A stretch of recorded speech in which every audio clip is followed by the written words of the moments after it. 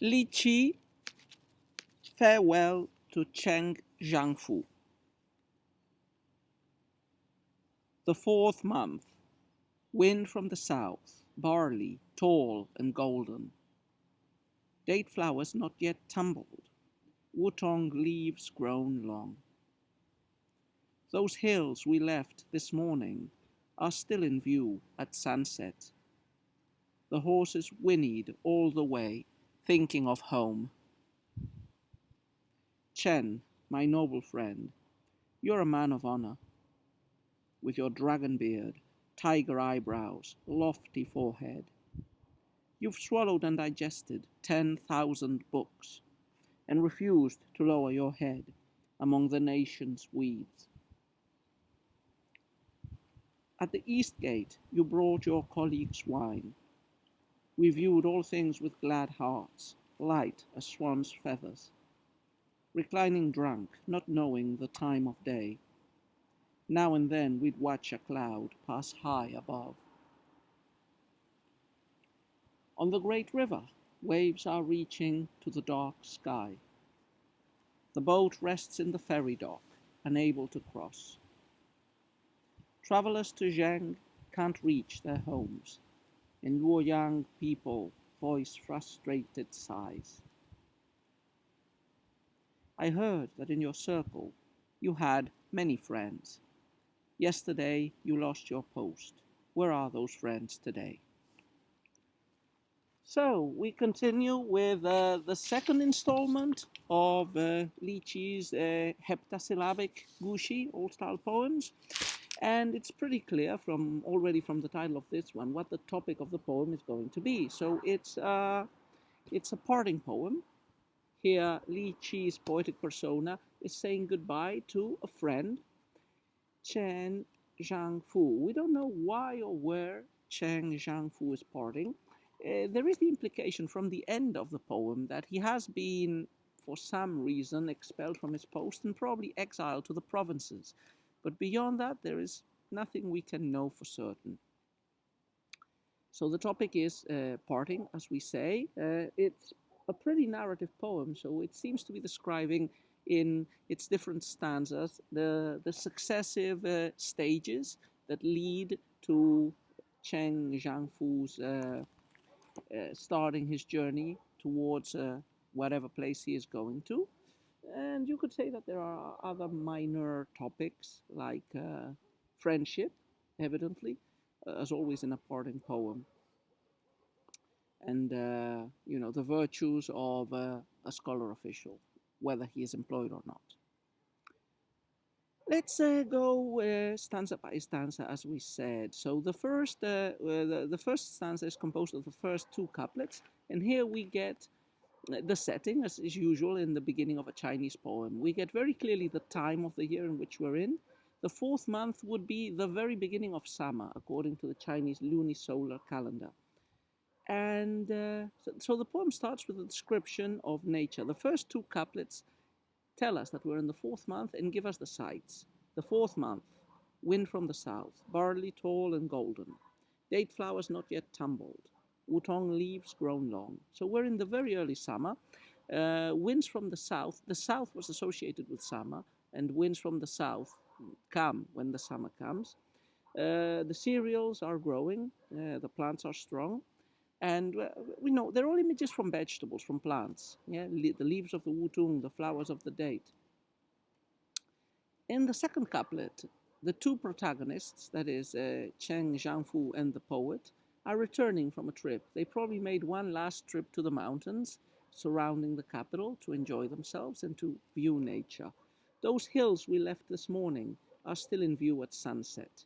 The horses whinnied all the way, thinking of home. So they made a little trip to the mountains or to the hills nearby. I think this poem is set in Luojiang. I will explain why later. And there are no big mountains close to Luojiang, but there are some hills. And, they've been enjoying themselves. It's summer. There's also light at sunset, or I imagine when they're returning home, there's still enough light to see those mountains they visited.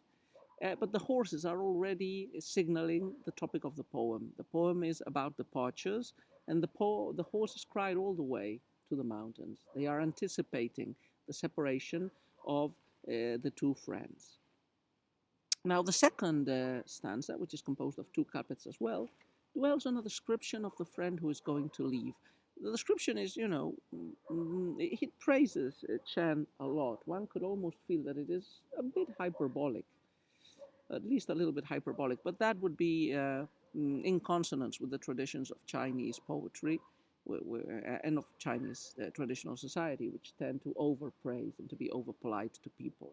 And well, this is a friend, and this is a very formal type of text, the parting poem, a very conventional type of text, which of course would include the praise of the person who is parting as a virtuous one.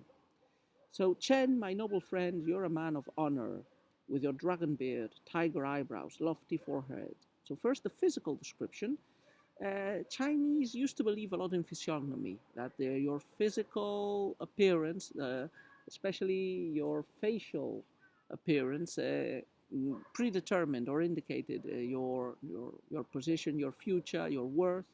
And most of the indicators here are of merit. Yeah. Dragons and tigers were the best of animals in the Chinese mythology. The next couplet moves on from the physical to the intellectual into the moral. You've swallowed and digested 10,000 books and refused to lower your head among the nation's weeds.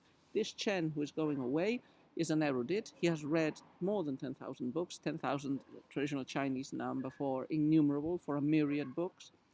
And he's proud and moral. He hasn't subjected himself to humiliation. He hasn't subordinated himself to the nation's weeds. Now, weeds are a conventional symbol in poetry for corrupt ministers, for self-interested individuals.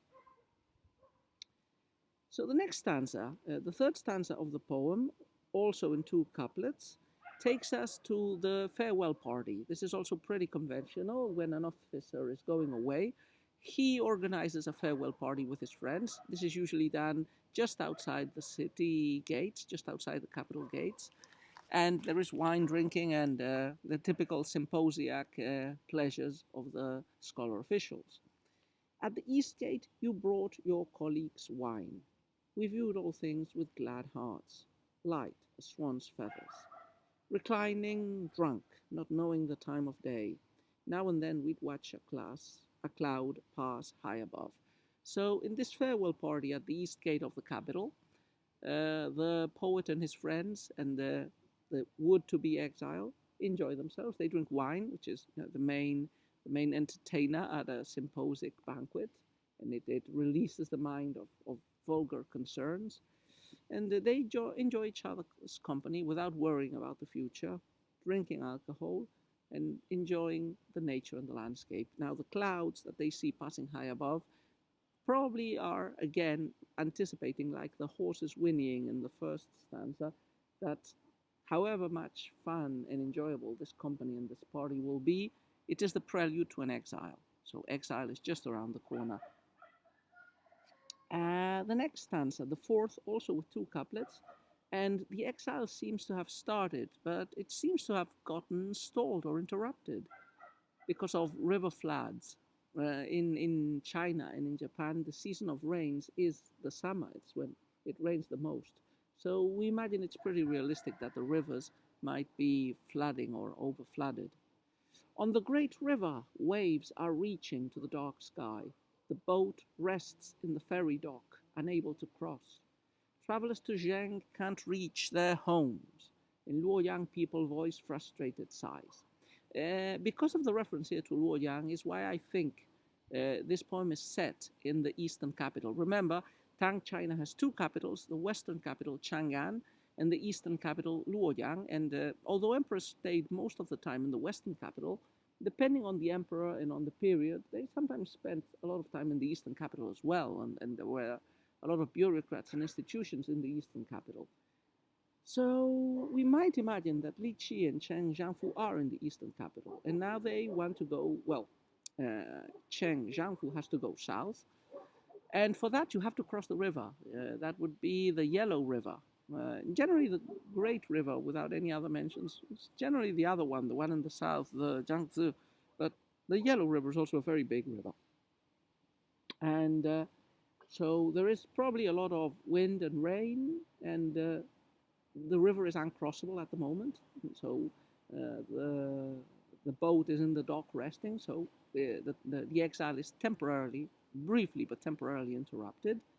And we get a little view of the people who are impatient to cross. So it says, the Zhang people can't reach their homes. Travelers to Zhang. Zhang was one of the states of the springs and autumns period. It was located close to Luoyang, but to the south. And Luoyang people voice frustrated sighs because they want to travel. Yeah? Or perhaps if they are on the other side of the shore, they want to return to their home.